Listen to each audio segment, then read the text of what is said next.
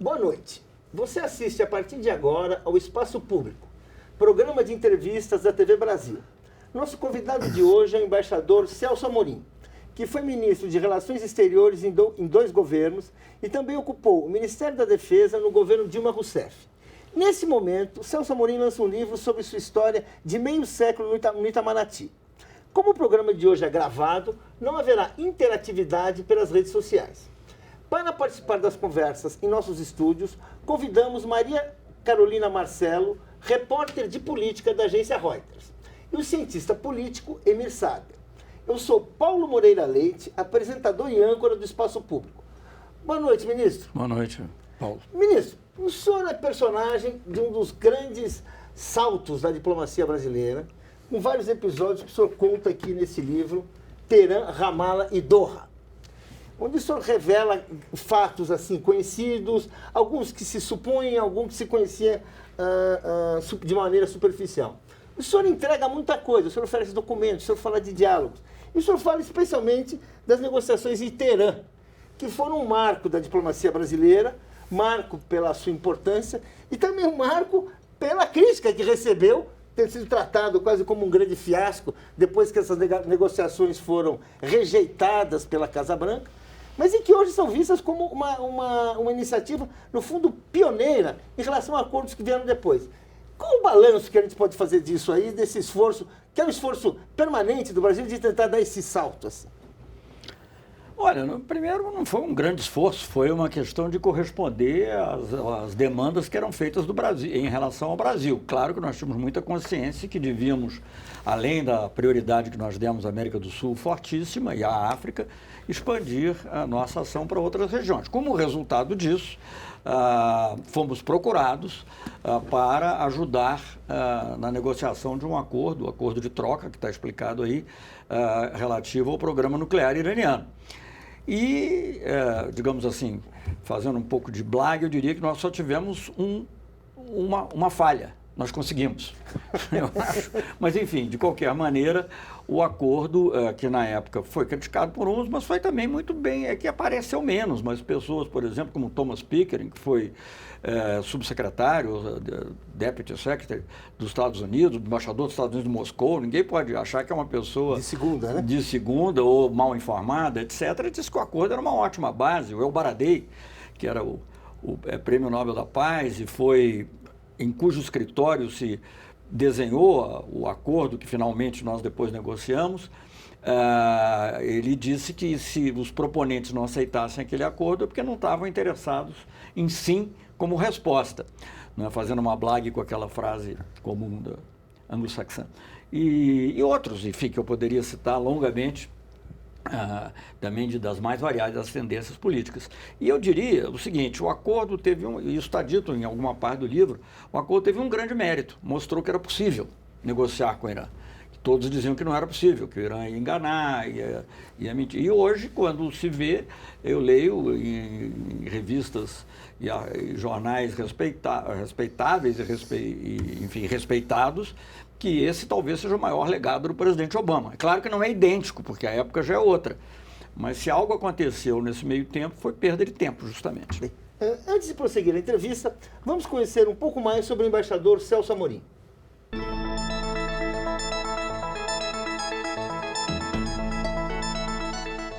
Celso Nunes Amorim nasceu em Santos, no litoral paulista, em 1942 e formou-se pelo Instituto Rio Branco em 1965. Ministro da Defesa no primeiro mandato do governo de Dilma Rousseff, Celso Amorim ocupou o Ministério das Relações Exteriores no governo Itamar Franco e voltou ao posto durante os 2 mandatos do presidente Luiz Inácio Lula da Silva. Durante sua gestão no Ministério das Relações Exteriores, o governo brasileiro fortaleceu a política externa, projetando o país como liderança na América Latina e retomando as negociações para a conquista de um assento permanente no Conselho de Segurança da Organização das Nações Unidas. Praticando uma diplomacia que define como ativa e altiva, Amorim conduziu ainda uma política de aproximação do Brasil com a África e os principais países emergentes, como Índia, China e Rússia. Autor de 2 livros, o ex-ministro lança este mês sua 3ª obra, Teherã, Ramala e Doha, que narra as estratégias da política externa brasileira em conjunto com a Turquia por um acordo nuclear no Irã. O livro trata ainda das negociações comerciais multilaterais da rodada de Doha. No Ministério da Defesa, Amorim gerenciou a participação brasileira nas missões de paz das Nações Unidas no Haiti, no Congo e no Líbano. O senhor, até no título do seu livro e até quando estava no Itamaraty, o senhor defendia a atuação do Brasil com uma política externa altiva.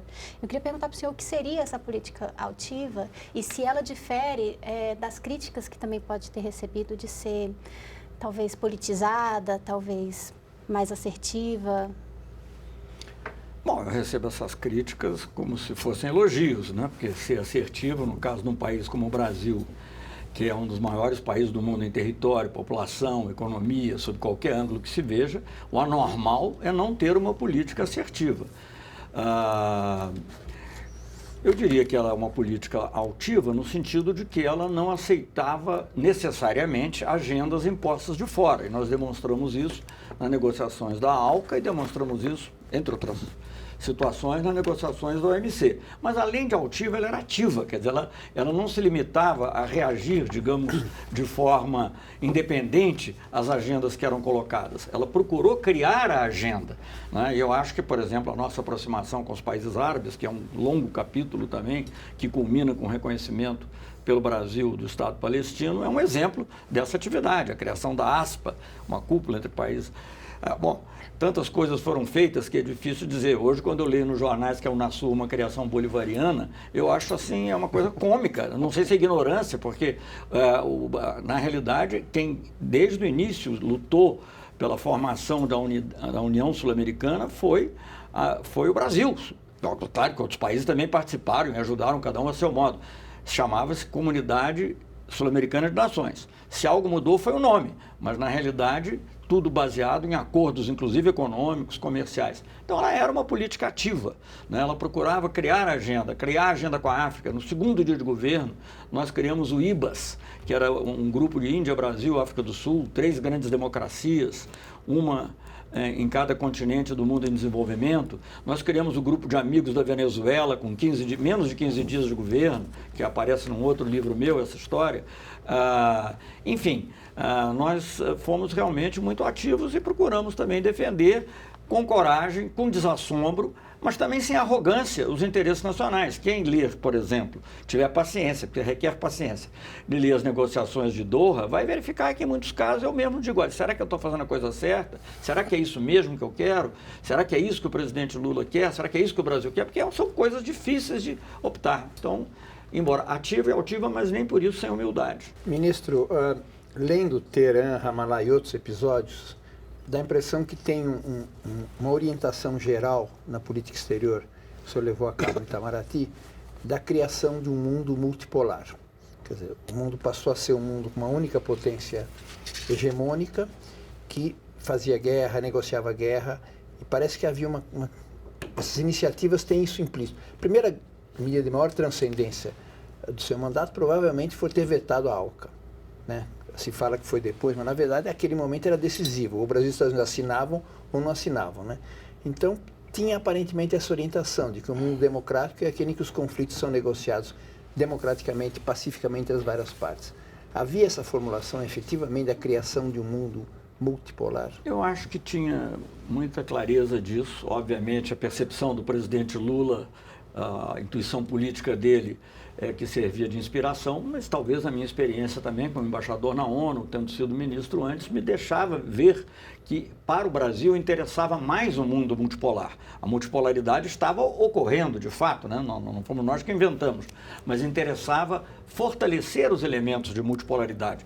O presidente Lula tomou posse em meio à crise do Iraque, que culminou num ataque ao Iraque, cujos resultados nós estamos vendo hoje em dia com o Estado Islâmico, etc.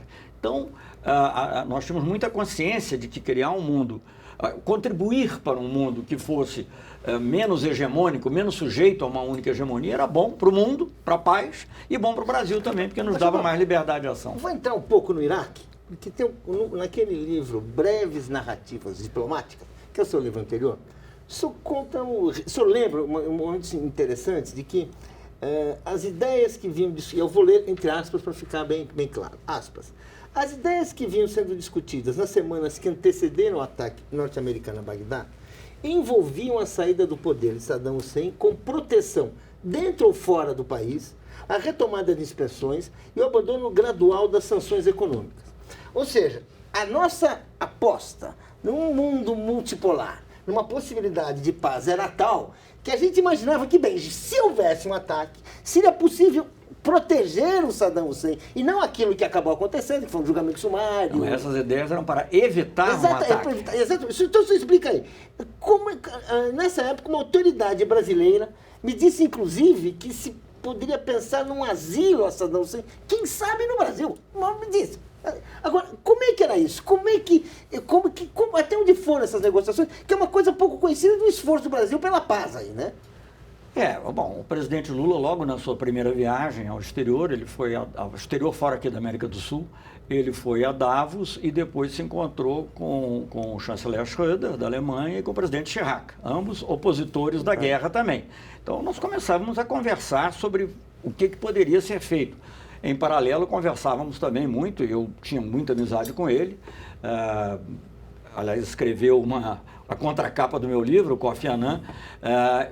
Que fórmulas poderiam, talvez, dar margem a evitar um ataque cujos resultados nós todos vemos, um morticínio enorme e uma destruição do Estado iraquiano, talvez se recupere. Mas piores do que a gente imaginava. Mas não, as consequências foram piores do que até eu imaginava, para falar a verdade. Então, pensou, o que é importante? Evidentemente que a permanência do Saddam Hussein no poder era inviável. Não estou discutindo a legitimidade ou não, mas era inviável. Agora, em paralelo, teria que haver algo que claramente também fosse possibilitando a diminuição das sanções ao Iraque. E teria que haver alguma proteção a ele, porque senão também ele iria para qualquer lugar.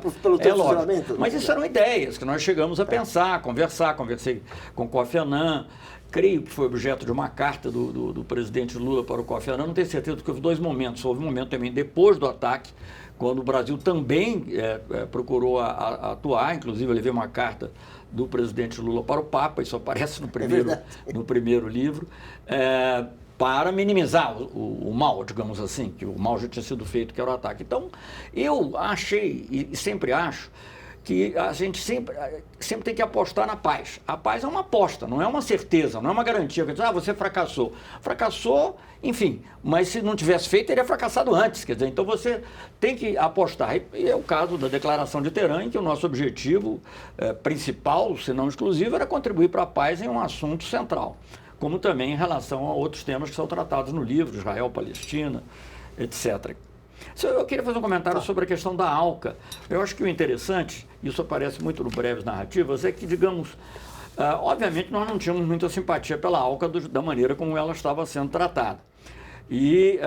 Mas o que nós queríamos era, digamos, mudar os termos de negociação da ALCA. E tentamos. Só que quando nós chegamos perto disso, aí deixou de interessar ao outro lado. Essa que é a questão. Mas, enfim, de fato, como nós assumimos o governo, eu assumi o ministério, nós tínhamos que apresentar uma oferta em bens em 45 dias. Eu falei, isso não é possível, presidente, nós não temos condição. O presidente concordou imediatamente. Eu fui conversar e outro dia eu li até uma crítica positiva sobre o livro, mas que tinha um reparo, dizendo que falava pouco com a sociedade civil. Eu concordo, que falava muito mais com os empresários, porque eles faziam mais presentes. Mas o primeiro encontro que eu tive sobre a ALCA foi com os sindicatos, na sede da CUT em São Paulo, a caminho da Argentina e do Uruguai. O senhor mencionou aí essa postura que o governo brasileiro vem mantendo sempre de fomentar o diálogo, né?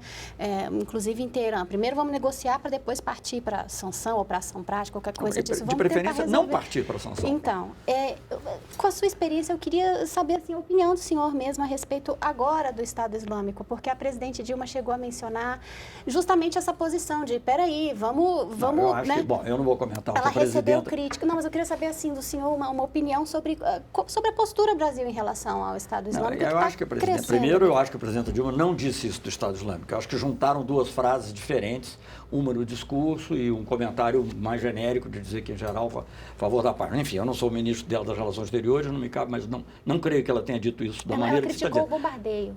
Como? Ela criticou o bombardeio, a ação militar lá. Olha, eu acho que eu quero dizer o seguinte, a minha impressão é que com o Estado Islâmico não dá para negociar. Não há o que negociar com o Estado Islâmico nesse estágio. Pode ser que em algum momento ele veja que é necessário negociar. No estágio atual, não há. E agora, curioso, eu acho que o mais interessante de olhar no Estado Islâmico não é isso. É a aliança e associação entre os Estados Unidos e Irã para combater o Estado Islâmico. Isso é que é o lado interessante para ver. E o outro lado interessante para ver, é uma notícia, se eu não me engano, tem hoje no jornal, que o secretário de Estado, John Kerry, está já admitindo uma negociação que envolva a Síria. E no início dizia, não, primeiro o Assad tem que sair e depois nós podemos conversar. É curioso porque, como no próprio livro você verá, dentro das tratativas que nós mantivemos entre a Síria e Israel, a pedido de Israel, num determinado momento, um documento que foi entregue ao John Kerry foi entregue a mim também, com o objetivo de encontrar uma solução para o problema de Golã. Uma grande batalha do seu mandato foi a questão dos acordos de Doha, né? O senhor considera que o Brasil chegar a dirigir a OMC é um desdobramento daquela luta? É a possibilidade real de colocar em prática os princípios pelo qual o senhor batalhou? Olha, eu acho que em boa parte sim, né? Eu acho que isso se deve a uma atuação mais ampla do Brasil em relação ao OMC. Nós tivemos, inclusive, uma candidatura que eu mesmo classifico quase como uma anticandidatura, porque né, era muito difícil você, naquele momento, antes conseguir galgar esse posto, porque a maneira como as coisas na OMC são resolvidas são complexas, são pouco transparentes, e havia um domínio absoluto dos grandes potências comerciais. Mas eu acho que a posição do Brasil foi de tal ordem, a presença do Brasil negociadora. O Brasil era um país cortejado, eu ficava espantado, porque o Brasil era cortejado pelos Estados Unidos e pela União Europeia, cada um querendo ter um tempo maior com o delegado brasileiro ou com o ministro, quando se tratava da minha pessoa, mas não por ser eu, ser o Brasil. E eu chegava aqui e só via críticas, né? Eu ficava assim impressionado, será que é o mesmo país, o mesmo processo? E eu acho que essa atitude que o Brasil manteve, defendendo com firmeza os seus interesses, levantando da mesa quando foi necessário. Nós 2 vezes fizemos isso, em Cancún, onde nós bloqueamos um acordo que seria negativo para o Brasil, e em Hong Kong conseguimos um acordo bom, que evidentemente ele não se desdobrou, porque a rodada não terminou, sobre a eliminação de subsídios de exportação, em grande parte, porque quando a coisa estava realmente parecendo que ia haver um arreglo, mais uma vez desfavorável, nessa época principalmente promovido pela União Europeia, verdade seja dita, eu me levantei e fui embora. Aí foram correndo atrás de mim, chamar, vamos ver se encontramos uma solução. Isso eram 5 horas da madrugada ou 6 horas da madrugada, e depois chegamos a uma conclusão muito boa. Por quê? Porque também o Brasil não pensava só no seu interesse. O Brasil conseguiu armar uma coalizão, conseguiu com outros países, não foi só o Brasil, Índia, Argentina, vários países, mas conseguimos armar uma coalizão que reunia os países emergentes. Eu não gosto muito dessa palavra, mas enfim, ela é corrente, né? Eu reuni os países emergentes mais dinâmicos, tipo Brasil, tipo Índia, China, e também muito competitivos na agricultura, como é o caso da Argentina, mas reunia também países pobres. Nós armamos uma reunião, tem uma foto aí, que era do G110, entre aspas, que era os 20 mais 90, que exigiu que a União Europeia eliminasse os subsídios de exportação com data fixa, porque obrigação sem data não é obrigação. E isso foi uma surpresa para todo mundo, porque eles diziam, não, o Brasil e a Argentina podem se entender, talvez se entendam com a Índia, mas eles não defendem os interesses dos países mais pobres, e ao contrário, nós fizemos isso e conseguimos essa unidade. A rodada chegou muito perto de um desenlace, o que é relatado aí em 2008, e aí por algumas intransigências não foi possível terminar, e na época até alguns achavam, daqui a algum tempo a gente retoma. Eu falei, isso vai levar vários anos, e de fato está levando vários anos. Esse ambiente de crítica quase permanente, quase apocalíptica, a diplomacia brasileira, quer dizer, parece que está sempre errada, parece que está, digo assim por parte aqui de observadores brasileiros, de analistas brasileiros, isso a gente atribui ao quê? Ao chamado complexo de vira-lata? Ou aquilo que o Brasil, que essa tentativa de ter uma afirmação maior no mundo é sempre uma iniciativa subdesenvolvida, né? Como explicar isso aí? Porque o que o senhor fala é uma coisa, assim, o senhor foi escolhido o mais importante diplomata do ano por uma revista importante. Não importa, o senhor foi escolhido. Isso não tem importância. Norte-americana, diga-se de passagem. Que existe há 40 anos, fundada por Samuel... Não foi uma revista iraniana, nem... Fundada por Samuel Huntington. Insuspeito conservador, quer dizer, uma revista desse tamanho, chamada Foreign Policy, sobre considerado o intelectual, o pensador do ano, o diplomata do ano, E no Brasil isso não teve nada. Alguém me fez essa pergunta, a que eu atribuía ele ter Pois sido é, não. escolhido. O que você E eu atribuiu ao respondi contrário? o O que seguinte, você- ele está mal informado, ele não lê a mídia brasileira. Pois é, o que é isso? Assim, tem alguma... Olha, eu escrevi até um artigo para a Carta Capital chamado Complexo de Vira-Lata, a propósito de um muito bom relatório do Council on Foreign Relations, propondo que o Brasil, entre outras coisas, propondo que o Brasil viesse a ser, norte-americano, viesse a ser membro permanente do Conselho de Segurança. Mas, coisa que aqui também antes era muito... claro. Eu não sei, isso é uma coisa complexa, deve ter uma explicação socioeconômica, deve ter explicação também de interesses, mas há, digamos, qualquer que seja a base socioeconômica disso, um certo conforto na dependência. Quer dizer, é como o filho que está em casa, você não faz nada, você não entra em nenhuma aventura, você não terá, sei lá, relações amorosas, livres, mas você fica ali, tem certeza que o seu pratinho de comida talvez não vá faltar. Eu acho que há um lado psicológico desse tipo. Então a pessoa pergunta qual é o preço. O preço é você não ir para o mundo, não conhecer o mundo, não viver. Não é? Eu acho que os países, como as pessoas, eles só podem se dizer verdadeiramente felizes quando realizam o seu potencial. E eu acho que o Brasil tem um grande potencial a realizar. E esse potencial exige essa presença no mundo que é desconfortável para aqueles que vivem às custas dessa dependência, dessa situação de limitação. E há muita gente que vive disso. Ainda dentro dessas críticas, houve a crítica durante quando o senhor estava no Itamaraty, de que o Brasil talvez tivesse dado passos muito largos para as próprias pernas. O Brasil deu passos largos e ele diminuiu agora? Eu acho que as pernas são muito grandes. Não é? Eu acho que ainda tem muita coisa para fazer antes do passo ser maior do que a perna. E a prova disso é que em todas essas negociações que estão narradas aí, o Brasil não foi para o Oriente Médio que quis se impor e se meter em conflitos que não eram dele. O Brasil era chamado. Né? O Brasil foi um dos pouquíssimos países em desenvolvimento, os outros dois, por coincidência, eram justamente a Índia e a África do Sul, membros do IBAS, que foi chamado para a Conferência de Anápolis, fora os islâmicos, naturalmente, os árabes. O único país em desenvolvimento não era grande doador, não era pelo dinheiro, né? Embora nós nos tenhamos tornado doadores também medianamente importantes depois. Então foi chamado porque havia esse reconhecimento de que o Brasil podia influir e podia influir positivamente. A mesma coisa aconteceu com a questão de Teherã. Quem primeiro pediu, com todas as letras, que o Brasil ajudasse na relação com o Irã foi o presidente Obama. E mais tarde, emissários aqui vieram me dizer como é que se podia fazer isso. E um elemento que eu achei importante no seu livro, que o senhor conta também a Hillary Clinton. Se comunicou com ela, fez comentários com ela participou também, ela estava ciente, e depois parece que foi ela que foi a grande adversária no final. Olha, eu não sei, isso aí, os Estados Unidos é um país grande, complexo. Você vê hoje mesmo a discussão em torno do que o próprio presidente Obama está discutindo do acordo nuclear atual, que aliás faço votos, eu não tenho nenhuma mágoa, não, eu quero que dê certo, porque eu acho que isso é bom para o mundo, é bom para a paz no mundo. É uma pena que o Brasil se tenha afastado de alguma maneira do processo, mas vai ficar a marca de que o Brasil mostrou que era possível.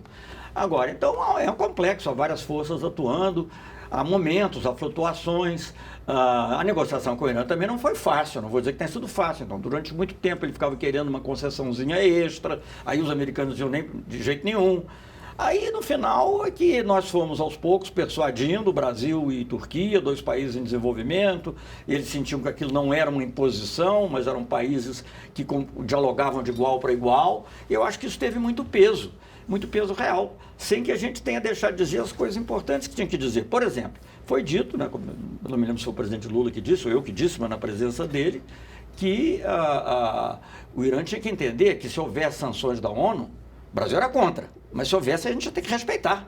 Não havia como isolar as relações do Brasil do que a ONU fizesse. Então, conversas como essa ajudaram também o Irã a ir compreendendo, também isso não caiu do céu, mesmo depois de um longo período de 6 meses de conversa, ou de pelo menos 5 meses de conversa, nós passamos 18 horas sentados. Teve gente até que achou que eu tinha sido sequestrado, um amigo dele lá. Embaixador, eu acho que, na verdade, para botar um nome real, quer dizer, o que há é a elite brasileira é muito pró-norte-americana. E o Brasil se distanciou daquele alinhamento automático com os Estados Unidos, né?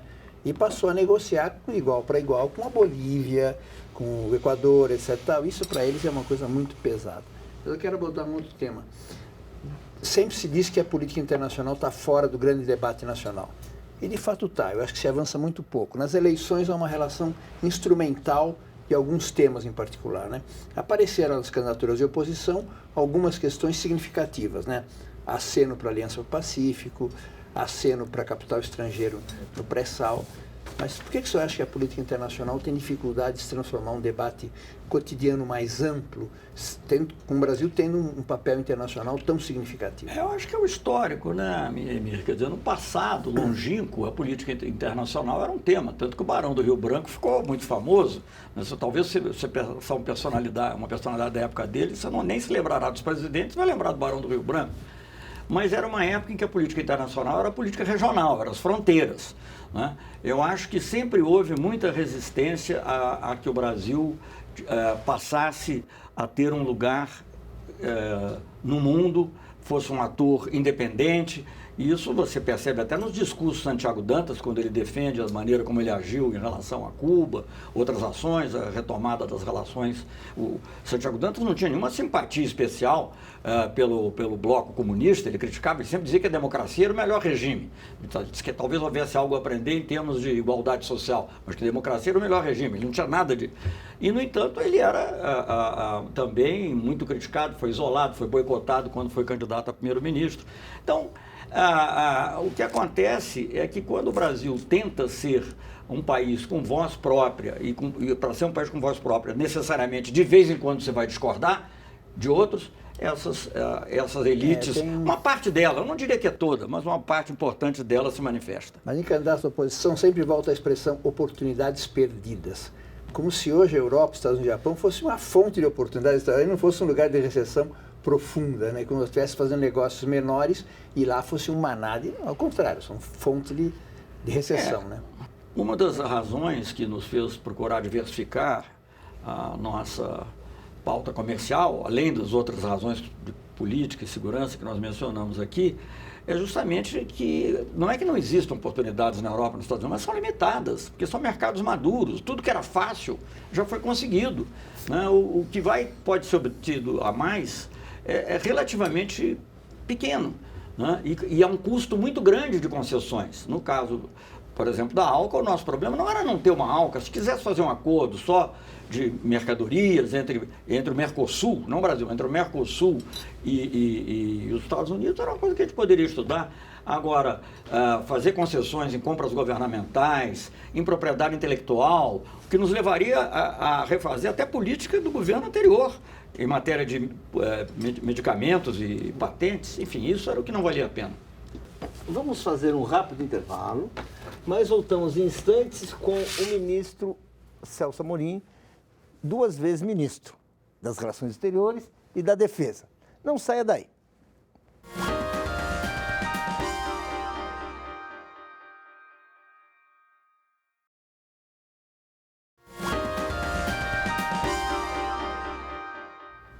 O Espaço Público está de volta com o embaixador Celso Amorim. Eu gostaria de retomar uma discussão do primeiro bloco a respeito da dificuldade das questões diplomáticas entrarem no debate do cidadão comum. Porque fica aquela discussão longínqua, temas difíceis, alíquotas, cotas, enfim, toda uma discussão ali que é especializada. Mesmo quando um jornalista começa, ele tem dificuldade. Eu pergunto, Celso Amorim, é muito difícil ter diplomatas como Adhemar Barradian, que o senhor colocou para ser co-presidente nas negociações da ALCA, e ele não era um sujeito de complicar, ele simplificava. Para definir a ALCA, ele disse assim, odalisca de cabaré barato. Para não deixar dúvidas, ele também falou assim, outra definição, Papai Noel de shopping center, pois andava sempre com um saco grande, mas sem presente. Ou seja, não falta um pouco para a diplomacia essa vontade de dialogar com a população, porque é muito importante. Ela não tem ideia do que ela perde, do que ela ganha com bons acordos. Ela não tem ideia do que ela ganha e perde, assim, fica aquela coisa assim, só para os punhos de renda. Como é que é? Olha, os meus punhos nunca foram de renda, mas E a citação, aliás, do Barra de Ança, você tirou do meu livro, provavelmente, claro. que ele está citado lá Não fui devidamente eu que, com o crédito dado. Não, eu acho que essa comunicação da diplomacia é algo muito importante. Claro que a comunicação tem que ter substância, mas eu acho que é importante falar. Eu procurei falar muito, não sei se falei até demais, mas de uma forma simplificada. Talvez não com a verve do meu amigo Adhemar, que era realmente ímpar. Talento. Mas, e também porque certas negociações são complexas, né?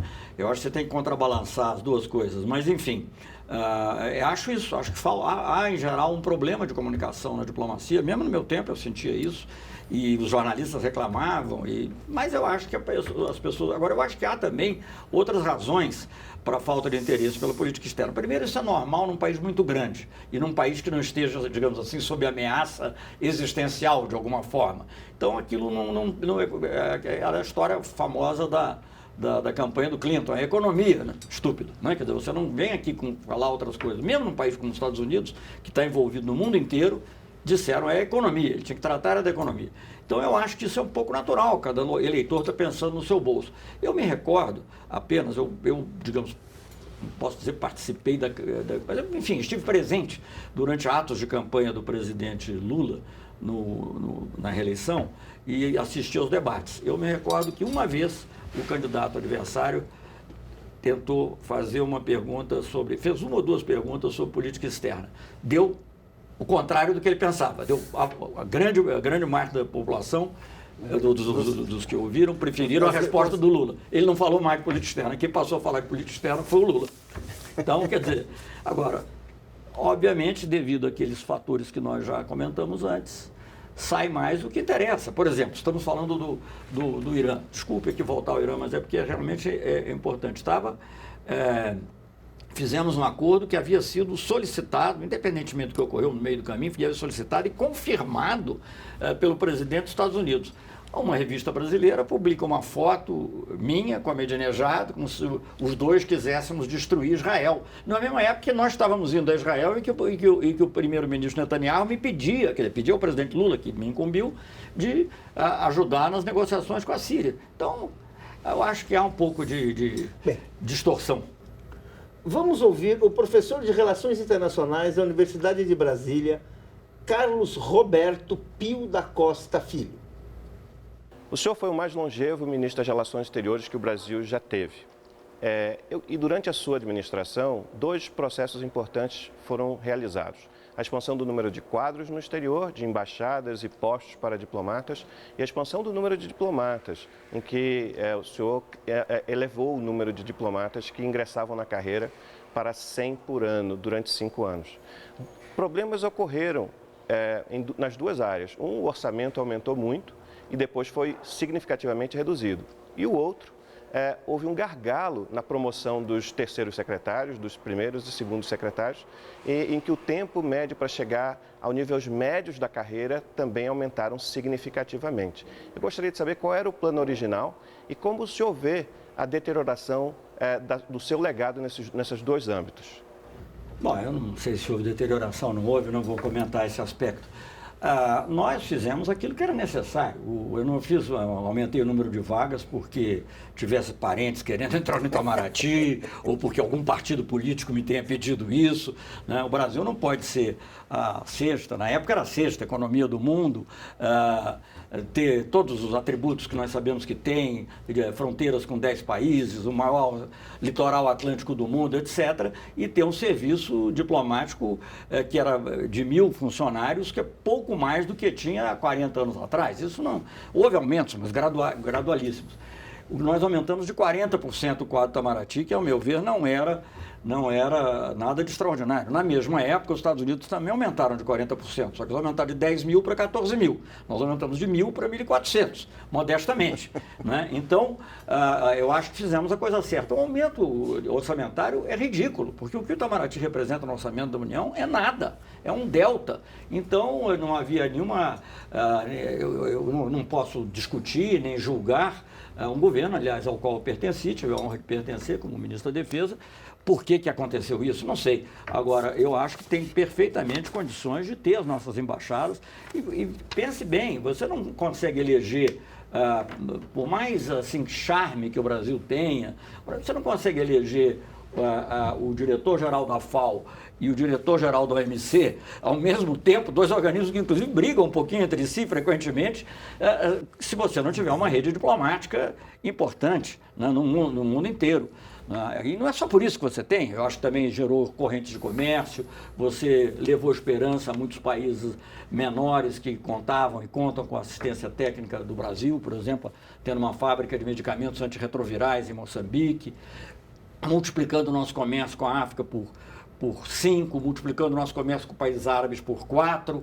Então, em um espaço de 7, 8 anos eu estou falando. Então, essa é a resposta que eu teria essa. Eu acho que você tem que continuar nesse caminho. E eu sou muito partidário de uma frase que eu conheço, que é antiga, quer dizer que a humanidade só cria problemas que ela pode resolver. E eu acho que isso também é verdade no plano micro. Você criou você atendeu uma dificuldade, uma necessidade, que era ter mais diplomatas e ter mais embaixadas na África. Isso criou uma dificuldade, você tem que resolver. Mas você tem que continuar, isso é dinâmico. Se você não criar dificuldade, você nunca vai ter você não vai ter o problema, mas também não vai sair do lugar.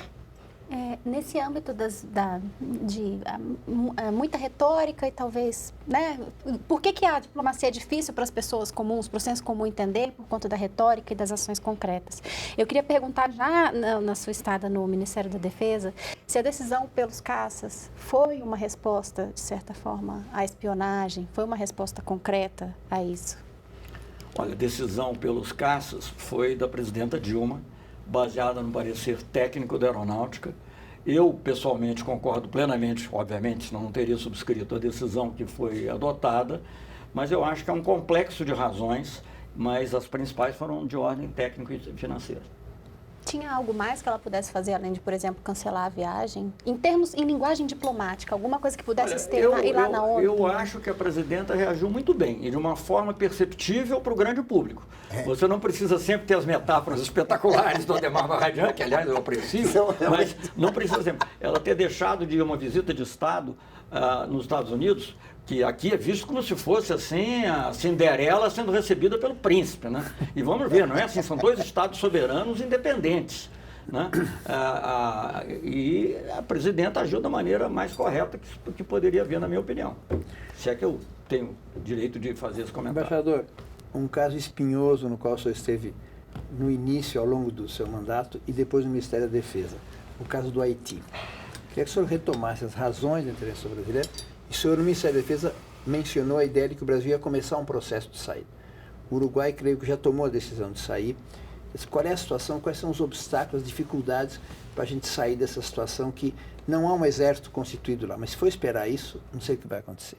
Então tem um grau de desgaste internacional, mas eu queria que o senhor retomasse as razões da intervenção, da participação brasileira, qual é a circunstância atual, que dificuldades há para o Brasil concretizar o que o senhor anunciou, que é a saída das nossas tropas do Haiti. Bem, as razões, eu diria que primeiro foi uma decisão das Nações Unidas, não que o Brasil participasse, mas enfim, foi uma decisão das Nações Unidas que haveria aquela missão muito diferente de ações unilaterais, quer dizer, não foi uma intervenção nesse sentido. E o Brasil fez parte da força da ONU, inclusive não fez parte da força anterior que esteve lá presente, que foi responsável pela saída do Aristide. O Brasil só chegou depois. Eu acho que não interessa ao Brasil que tivéssemos aqui na nossa região, porque não deixa de ser nossa região, o Caribe é bastante perto da costa norte do Brasil, que tivesse na nossa região um Estado sujeito ao narcotráfico, ao banditismo, uma mistura de ditadura militar com narco-Estado, que era o que corria o risco de ser. Então, para isso, era importante ajudar, sim, na manutenção da paz, da ordem. Só perguntar uma coisa, o senhor concorda que foi a primeira vez que o Brasil assumiu uma postura de garantir a ordem em outro país, a pedido do governo americano, não, né, do governo, que naquele momento intervinha em outras partes do planeta e não queria abrir uma nova frente. Isso eu concordo. Tem uma coisa assim que... Não, isso aí é distorcer um pouco demais mas então explica. Foi uma decisão das Nações Unidas tomada por unanimidade, votada muito diferente da ação no Iraque, que foi totalmente a revelia do Conselho de Segurança. Não, essa ação não foi, mas tem uma informação que... Espera um pouquinho, é uma coisa muito diferente. Segundo, era um país que estava vivendo uma situação muito ruim, porque as pessoas às vezes pensam, seria melhor o Aristides. Não era o Aristides. O Aristides não dominava mais a situação. O que havia eram os ex-militares apoiando grupos armados ou sendo eles próprios grupos armados que iam tomar conta do país. Isso foi o que aconteceu antes. O Brasil não interveio nisso, de qualquer maneira. Depois da situação que a gente encontrou, que a ONU resolveu que era preciso restabelecer a paz, nós tivemos presentes com esses objetivos, evitar que houvesse um Estado falido, digamos assim, totalmente na nossa região. Eu até devo dizer que a solidariedade nós estamos descobrindo depois, porque o povo haitiano é muito parecido com o povo brasileiro. E quanto mais tempo nós ficávamos no Haiti, mais eu achava que, de fato, aquela era a decisão correta a tomar. Nós ajudamos muitíssimo depois com o terremoto, nós não fomos para lá por causa do terremoto, mas duplicamos a nossa presença com o terremoto. Quer dizer, tudo aquilo que estava na ideia já de poder talvez até antecipar uma saída se tornou muito mais difícil com o terremoto. Mas voltando aqui à pergunta do Emir, sim, eu acho que os planos de saída continuam, é uma redução gradual, não dá para sair irresponsavelmente do Haiti. Eu acho que não há expectativa de que o Haiti venha a ter um exército, está se trabalhando numa polícia nacional. O que no meu tempo, do Ministério da Defesa, se fez foi um plano, que eu espero possa ser executado, tudo depende um pouquinho de dinheiro, mas não é muito, mas precisa, para formar uma engenharia militar no Haiti, que é muito importante até para a defesa civil, para a guarda costeira, para evitar outras questões muito importantes. Isso nós estamos querendo fazer sim, e acho que deve, bom, estamos querendo, não sei, mas enfim, eu acho que essa é uma missão que o Brasil tem a desempenhar. Agora, resolver de vez os problemas do Haiti, nós não vamos resolver, nós evitamos uma crise, que a crise se agravasse, que ficasse muito pior, chamamos a atenção da comunidade internacional para isso. Não conseguimos tudo o que queríamos, mas alguma coisa. Eu podia fazer uma pergunta sobre um episódio que não tem a ver nem com diplomacia, nem com defesa, mas é uma coisa que eu acho que tem que ver um pouco com cidadania. Não sei nem se é com cidadania. Que é a sua... Se é cidadania, tem a ver com defesa e com diplomacia. Então, exatamente, muito bem. Que é a sua decisão como presidente da Embrafilme de tocar para frente o filme Para Frente Brasil. O senhor ocupava um cargo de confiança do último presidente da ditadura, mas o senhor era um cidadão. O senhor leu um roteiro que denunciava a ditadura. O primeiro grande filme sobre a ditadura, sobre a tortura no Brasil, o senhor mandou fazer. O senhor mandou tocar em frente, sabendo das consequências. Isso é uma coisa que pouca gente faz hoje, depois, em 2015, em 2002. É uma coisa meio complexa. Alguém tomar uma decisão desse tipo que eu acho absolutamente respeitável. E o senhor tomou essa decisão e, claro, quando ficou pronto, descobriram, o senhor e o seu ajudante Samuel tiveram que se retirar. Como é que foi isso? Como é que foi essa coisa? Como é que a consciência vale mais do que o emprego? Bom, primeiro... Sem querer, mas eu acho que é isso que aconteceu. A consciência, né? A consciência cria limites para o que você pode fazer pela empresa, ou pelo seu cargo, ou por qualquer outra questão. Agora, eu devo dizer o seguinte, eu não quero pausar de herói, seria muito fácil pausar de herói. Não é mesmo, mas você fez alguma coisa. Não, eu acho que ali é o seguinte, eu acreditava na abertura. A abertura tinha iniciado não por dádiva do governo militar, foi força do movimento social, doutor Ulisses Guimarães, eu mencionei aqui no início a questão do anticandidato, os movimentos em São Bernardo, filmes sobre...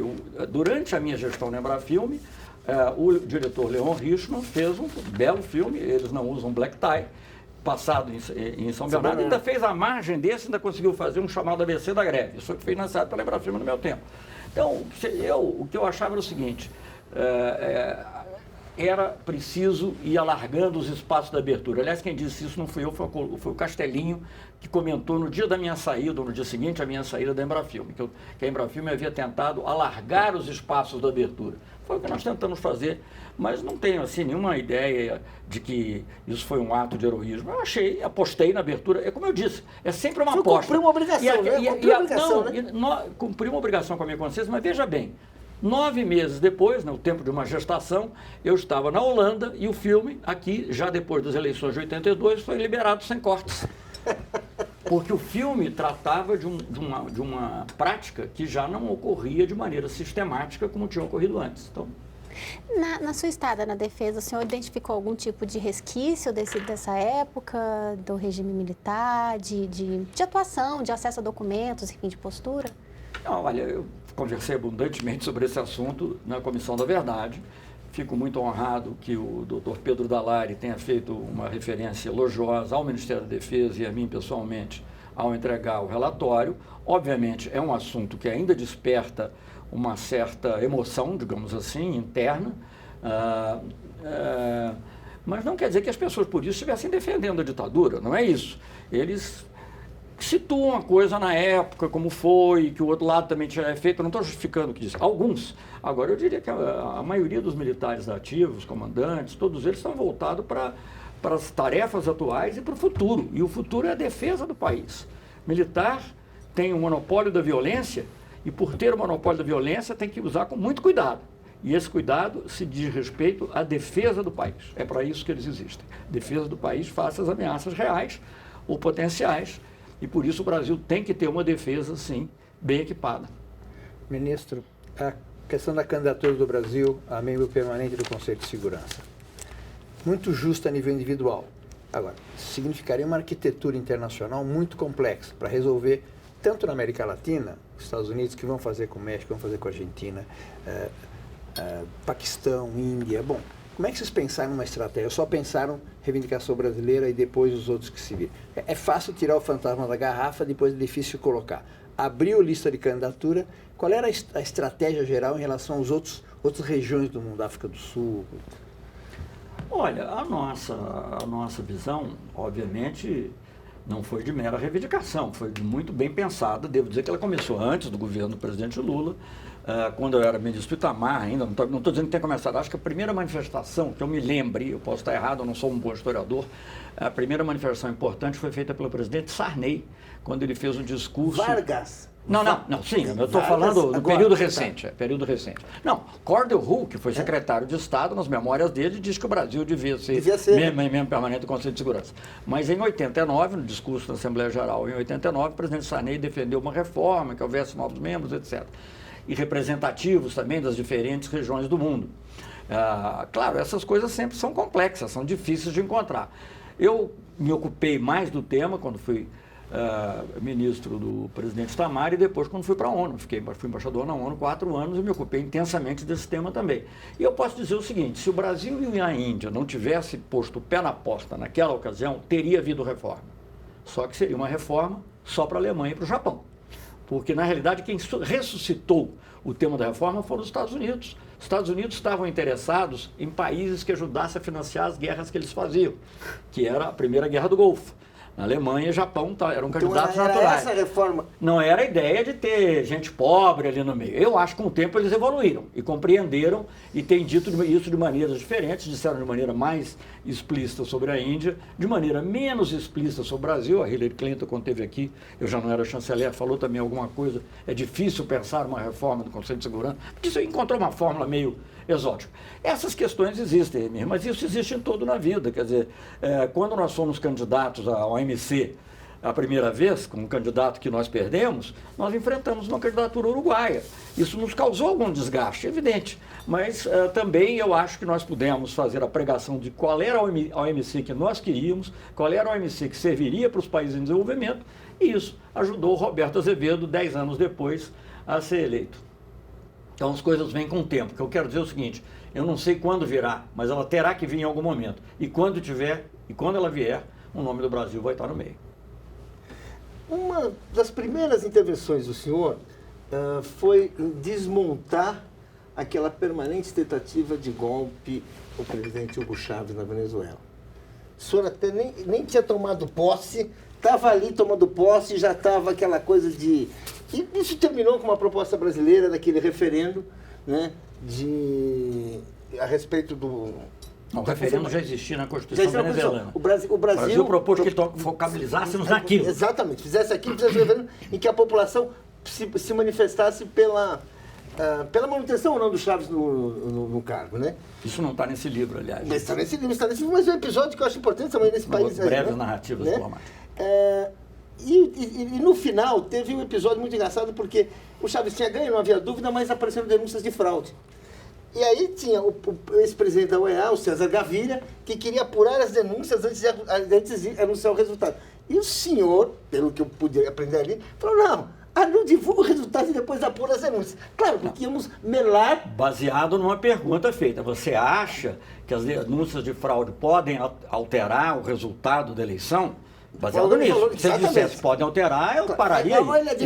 Não podem alterar. Então, se não pode alterar, anuncia primeiro o resultado, depois apura. Aí como é que é um chanceler falar para um ex-presidente, fazer tudo isso? Ó, vamos anunciar. Como é que é isso? Mas eu pegar o telefone, assim, falar... Mas o Eduardo Galeano, que estava nessa comissão, eu acho que era o Jimmy Carter, César Gaviria e o Galeano, quando chegou a prova evidente que não havia fraude, tinha que assinar, o César Gaviria começou a chorar. Porque não aguentava ter que aceitar aquela evidência. Olha, eu tive boa relação com o César Gaviria, nós tivemos que constituir, até porque não tínhamos outro quadro jurídico na época para fazer o grupo de amigos. O grupo de amigos teve que, na realidade, ser grupo de amigos do secretário-geral da OEA, porque era a maneira jurídica que nós tínhamos que de cabeça, deve ser. Maneira de existir. De poder estar lá, porque não existia o Unasul, não existia casa, não existia nada. Então, a Venezuela não era do Mercosul, não havia outros instrumentos. Não seria uma intervenção direta nossa dentro do processo venezuelano. Então, como a OEA já tinha resoluções a esse respeito, nós nos juntamos. E eu tive um diálogo com ele. O César Gaviria foi uma pessoa que manteve diálogo comigo. Agora, ele já tinha feito antes uma outra proposta, diferente, de um eventual plebiscito. Então, eu acho que como nós entramos numa outra linha que fomentava o diálogo, é o que eu digo sempre, não adianta, nós não vamos resolver o problema da Venezuela. Não é o país A nem o país B, muito menos o país C, de fora, que pode resolver o problema da Venezuela. Mas nós podemos ajudar que as forças da Venezuela dialoguem entre si. Sobre a Venezuela, ainda o senhor chegou a declarar que era preciso que a oposição ali entendesse que não dá para derrubar um presidente legitimamente eleito. Tendo em vista as manifestações de domingo, depois de uma eleição polarizada e com muita gente na rua se posicionando contra o governo, dá para fazer um paralelo, guardadas as proporções? Qual a leitura que o senhor tem desse recente acontecimento aqui no país? Estamos aqui passando por uma outra esfera totalmente diferente. Eu acho que as manifestações são democráticas, eu acho que é natural que o povo se expresse, eu acho que há um descontentamento no país, mais em certas classes do que em outras, visivelmente, até do ponto de vista gráfico, se você olhar bem para as pessoas que estavam participando. Mas é isso, e as pessoas têm que ser sensíveis a que existe esse Estado. Agora, daí a querer tirar um presidente legitimamente eleito é um total absurdo. Embaixador, é impressionante o universo de atuação do Brasil na política internacional no seu mandato, complementado pelos outros livros, né? E acho que o presidente Lula usava essa expressão, se não me engano, que o Brasil passou a ser um ator global e isso incomodava. Eu tenho a impressão que o Brasil selecionou muito mais sua intervenção depois da sua saída. É uma política internacional com outras prioridades. O presidente Dilma Rousseff chegou a dizer que a prioridade seria direitos humanos, acabou não sendo. O Brasil continua a ter atuações globais, veja o caso dos BRICS, por exemplo, mas de alguma maneira nós não voltamos a conceituar ou nos definir, ou colocar como objetivo nós sermos um ator global posteriormente. Isso é um comentário? Você está me fazendo uma pergunta? É a minha impressão. O senhor acha que essa categoria deixou de fazer parte do vocabulário do Itamaraty? Não, eu acho que a realidade da história, né, se você que é um cientista, um professor, sabe, ela sofre flutuações, há momentos de maior e menor intensidade, mas eu acredito que a curva, no geral, é ascendente e continuará a ser ascendente. Até que o Brasil não pode se dar o luxo de deixar de ser um ator global. Se acontecer alguma coisa no Oriente Médio que afete gravemente, por exemplo, o preço do petróleo, isso vai nos afetar, né? Uma explosão nuclear em algum lugar, isso seguramente vai nos afetar. Não há como o Brasil deixar de atuar. No comércio internacional, se fosse adotado um acordo como foi proposto em Cancún, por exemplo, isso iria nos afetar negativamente. E assim por diante. Então, por outro lado, se você pode agir e atrair para você e ter relações com um número maior de países, influir positivamente, isso também é positivo, isso nos credencia para outras questões. Né? Eu costumava brincar quando perguntava, não sei se é uma metáfora, uma análise, um símile perfeito, me perguntava por que por que o Brasil quer ser membro do Conselho de Segurança? Afinal, por que o Brasil vai ganhar? Era a pergunta. Eu falei assim, por que os empresários, no caso do Rio de Janeiro, querem ser sócios do Country Club ou do Clube São Paulo? Porque eles vão lidar com as pessoas com que eles têm que fazer negócios. As pessoas que influem na realidade em que eles vão viver. Então, digamos, olhando de um ponto de vista puramente egoísta, que não deve ser o único, nem o predominante, também é negócio. E os BRICS? Ser um ator global. Os BRICS foi uma grande... Os BRICS, eu acho que foi uma grande inovação. Agora, eu digo o seguinte, eu acho que os BRICS, claro, eles foram em 2002 ou 2001, aquele economista do Goldman Sachs que bolou, conceituou os BRICS, mas ele não viu como uma organização.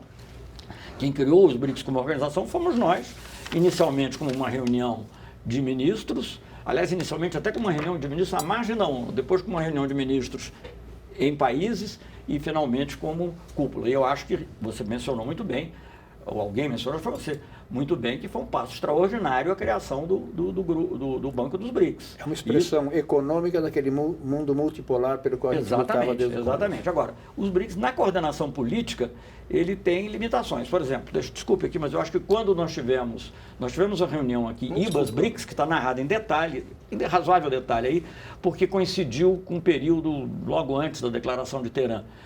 Pouquinho antes, entre uma conferência nuclear que teve em Washington, uma cúpula nuclear, e a declaração de Teherã. Com o IBAS nós tivemos uma declaração conjunta absolutamente na linha do que o Brasil estava fazendo. Com os BRICS foi mais difícil.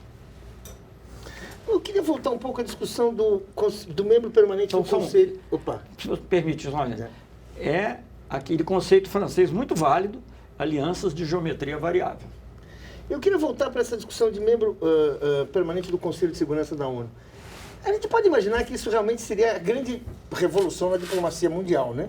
Porque nós temos hoje, assim, a relação de forças cristalizada depois da Segunda Guerra, sob uma hegemonia muito clara dos Estados Unidos, que praticamente foi escolhendo, inclusive era a China, era outra China, né? Quer dizer, uma coisa assim. E o Brasil estava para ser escolhido, só que aí morre o Roosevelt, o Vargas é deposto e vem pessoas que têm outra visão de mundo. A Inglaterra e a Rússia foram contra. Já eram contra, mas enfim, já está assim.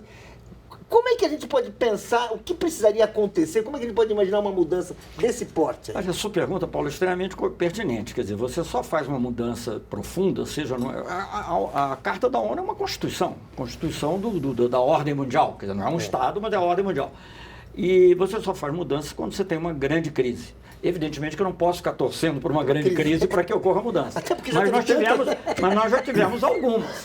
Então é possível que veja bem, na área econômica, o que se falava há anos atrás era o G7. G8 sempre foi uma ficção, porque na realidade a Rússia não opinava. O ministro de Economia era G7. Depois vinha convidar, porque depois da queda do Muro de Berlim, tinha que cortejar um pouco a ex-União Soviética, a Rússia, ela vinha lá e, como disse uma vez, eu ouvi, creio que foi o Medvedev dizer, não, nós estamos lá porque temos bomba atômica, não é por causa da nossa economia, nós não temos nenhuma ilusão sobre isso. E disse, aliás, numa reunião dos BRICS, privadamente. Mas então era G7. E, de repente, com a crise econômica, a crise financeira mundial, ninguém mais ouviu falar de G7. Quando eu disse que o G7 morreu, aliás, eu disse que o G8 morreu. Mas quando eu disse que o G7 morreu, eu fui trucidado pela imprensa brasileira. Quem é que vai falar do G7 hoje? Você nem sabe, que o G7 deve ser uma nova categoria de futebol para entrar na Copa Sul-Americana, alguma coisa assim. O que existe hoje é o G20, né? Que é o G20 porque são os países. A mesma coisa vai acontecer com o Conselho de Segurança. Agora, quando e como, eu não sei. Agora, quando a porta estiver aberta, você tem que estar presente. Infelizmente, o nosso tempo acabou. Agradecemos nosso convidado de hoje, Celso Amorim, o mais longevo ministro de Relações Exteriores da história de Itamaraty. E agradecemos a você que está nos assistindo. Agradecemos também à jornalista Maria Carolina Marcelo e ao cientista político Emir Saad. Para saber mais sobre o nosso programa, entre no site da TV Brasil. Eu convido você para assistir a reprise do Espaço Público aos domingos às 11 da noite. Na semana que vem, teremos um encontro marcado na próxima terça-feira, às 10 da noite, com mais um Espaço Público. Até lá!